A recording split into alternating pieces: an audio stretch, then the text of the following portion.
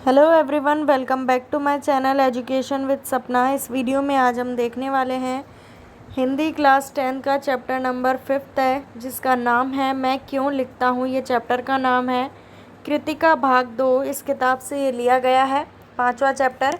इस बुक में आपके को टोटल जो है 5 चैप्टर्स है, जिसमें से 1 से लेकर 4 तक के मेरे चैनल पे आपको पहले से क्वेश्चन आंसर्स मिल जाएंगे, तो आप वो भी देख सकते हैं। इसके अलावा क्षितिज भाग 2 ये आपकी बुक है, इसमें टोटल 18 चैप्टर है। इसमें 17 तक के चैप्टर्स के मैंने प्रश्नोत्तर डाल दिए हैं, वो आप देख सकते हैं। इसलिए चैनल को सब्सक्राइब ज़रूर करें और साथ ही में बेल आइकन को प्रेस करें, वीडियो को लाइक करें और शेयर ज़रूर करें अपने फ्रेंड्स के साथ। प्लेलिस्ट बनी हुई है चैनल पे, उनमें जाके आप सारे चैप्टर्स के क्वेश्चन आंसर्स देख सकते हैं। तो चलिए शुरू करते हैं इस चैप्टर को।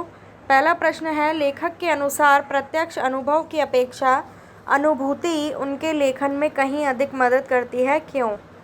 लेखक के अनुसार प्रत्यक्ष अनुभव उसके अंदर की व्यवस्था से बाहर निकलने में उतनी महत्वपूर्ण भूमिका का निर्वाह नहीं करता जितना काम अनुभूति करती है। प्रत्यक्ष अनुभव है जो हम घटित होते हुए देखते हैं, परंतु अनुभूति संवेदना और कल्पना के सहारे सत्य को आत्मसात कर लेती है, जिससे प्रत्यक्ष घटना भी आंखों के समक्ष ज्वलंत प्रकाश बन जाती है। इसलिए लेखन के लिए अनुभूति को अधिक महत्व दिया है। दूसरा, लेखक ने अपने आप को हिरोशिमा के विस्फोट का भोक्ता कब और किस तरह महसूस किया?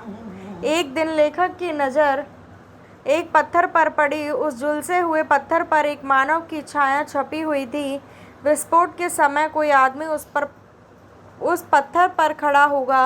रेडियोधर्मी किरणों ने उस खड़े व्यक्ति को भाप बनाकर उड़ा दिया होगा और उसकी छाया पत्थर पर डाल दी होगी।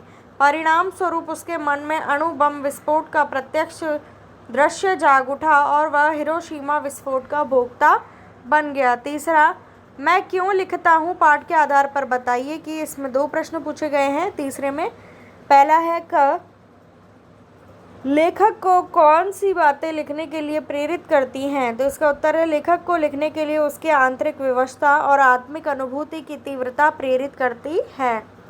दूसरा है इसी का, किसी रचनाकार को प्रेरणा स्रोत किसी दूसरे को कुछ भी रचने के लिए नहीं किस तरह उत्साहित कर सकते हैं? इसका उत्तर है, किसी रचनाकार के प्रेरणा स्रोत आंतरिक व्यवस्था से मुक्ति, संपादक का आग्रह, प्रकाशक का तकाजा अथवा आर्थिक आवश्यकता होती हैं, परंतु दूसरा कारण उसके लिए आवश्यक नहीं है। इन सब प्रेरणा स्रोतों में पहला कारण आंतरिक व्यवस्था से मुक्ति ही उसके लेखन का मूल कारण बनता है। अगला 4th क्वेश्चन, कुछ रचनाकारों के लिए आत्म अनुभूति स्वयं के अनुभव के साथ साथ बाहरी दबाव भी महत्वपूर्ण होता है। यह बाह्य दबाव कौन कौन से हो सकते हैं? यह बाह्य दबाव निम्नलिखित हो सकते हैं। पहला, संपादकों के दबाव का आग्रह, प्रकाशक के दबाव का आग्रह, आर्थिक आवश्यकता का दबाव। इनके अलावा लेखक शासकीय दबाव या राजनीतिक प्रतिबद्धता की व्यवस्था से भी लिखने को प्रेरित होता है। 5वां, क्या बाह्य दबाव केवल लेखन से जुड़े रचनाकारों को ही प्रभावित करते हैं या अन्य क्षेत्रों से जुड़े कलाकारों को भी प्रभावित करते हैं? कैसे? बाह्य दबाव केवल लेखन से जुड़े रचनाकारों को ही प्रभावित नहीं करते हैं, बल्कि अन्य क्षेत्रों से जुड़े कलाकारों को भी प्रभावित करते हैं।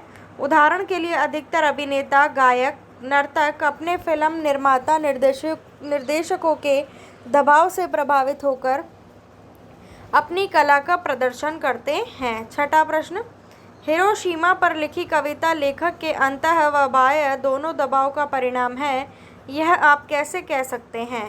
तो इसका उत्तर है, लेखक जापान घूमने गया था तो हिरोशिमा में उस विस्फोट से पीड़ित लोगों को देखकर उसे थोड़ी पीड़ा हुई, परंतु उसका मन लिखने के लिए उसे प्रेरित नहीं कर पा रहा था। इस तरह हिरोशिमा पर लिखी कविता लेखक के अंतः व बाह्य दोनों का दबाव का परिणाम है। 7वां, हिरोशिमा की घटना विज्ञान का भयानकतम दुरुपयोग है। आपकी दृष्टि में विज्ञान का दुरुपयोग कहाँ और किस तरह से हो रहा है?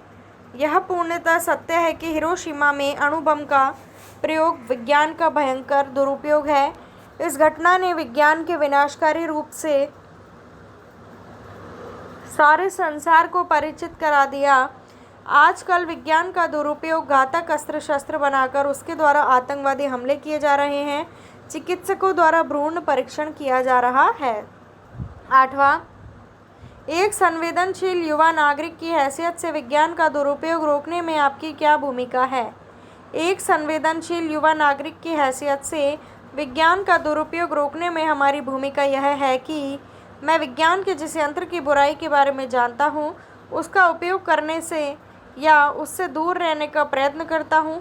जैसे मैं प्लास्टिक थैलियों तथा प्लास्टिक से संबंधित अन्य वस्तुओं का बिल्कुल उपयोग नहीं करता हूँ, ना दूसरों को करने की सलाह देता हूँ। तो ये थे हमारे चैप्टर नंबर 5 के क्वेश्चन आंसर। मिलती हूँ आपसे नेक्स्ट वीडियो में। वीडियो को लाइक, शेयर और सब्सक्राइब ज़रूर करें। Thank you.